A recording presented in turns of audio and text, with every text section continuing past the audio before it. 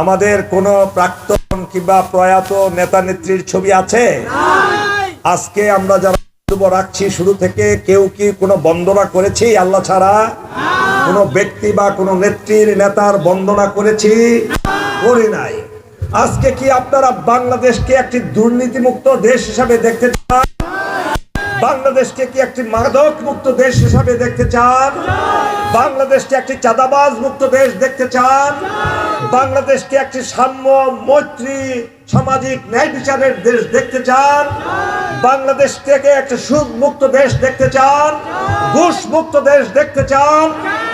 তাহলে আমি যদি এক এক করে বলতে থাকি সারা রাত আপনারা সেই কি কারণে চাবেন সেটা আপনারা বলতে থাকবেন। এই বাংলাদেশে আর কোন দল আছে কি দুর্নীতিমুক্ত বাংলাদেশ উপহার দেওয়ার জন্য জামাত ইসলামী ছাড়া?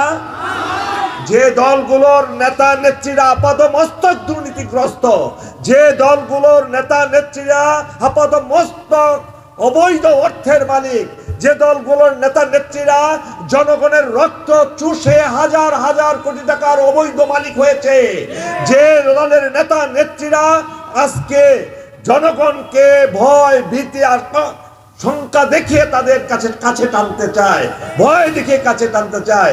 আমরা কি আপনাদেরকে ভয় দেখিয়েছি? দেখি নাই। ভালোবাসা দিয়ে সাম্য মৈত্রী দিয়ে আমরা কাছে টানতে চাই। আরেকটা জিনিস বলতে চাই, আমরা এমন একটি বাংলাদেশ গড়ে তুলবো, আমরা এমন একটি কেরানীগঞ্জ গড়ে তুলবো, সাভার গড়ে তুলবো, যেখানে আমরা কোনো দলীয় পরিচয় চিন্তা করব না। কে কোন দলের, কে কোন আদর্শের, কে কোন মতের, কে কাকে কখন কি করেছে সব কিছু ভুলে গিয়ে আমরা ইনক্লুসিভ সার্বজনীন কেরানীগঞ্জ গড়ে তুলবো। সেখানে আমরা কারোর সাথে কারো কোনো পার্থক্য করব না। সকল বন্ধু, সকল শত্রু আমাদের বন্ধু হয়ে যাবে ইনশাআল্লাহ। আমাদের মধ্যে এমন এক ভালোবাসা রব্বুল আলামিন দিয়েছেন, যে ভালোবাসা, যে সম্মান, যে ইজ্জত, যে শান্তি একমাত্র ইসলাম দিতে পারে, এবং সেই ইসলামের ছায়াতলে সবাই চলে আসবেন।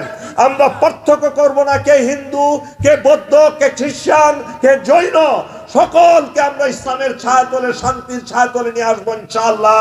এবং সেই লক্ষ্যে আজকে এই দিনে মাগরিবের আগে আমরা প্রতিশ্রুতি দিচ্ছি এবং মহান আল্লাহর কাছে সেই প্রার্থনা করছি, দোয়া চাচ্ছি।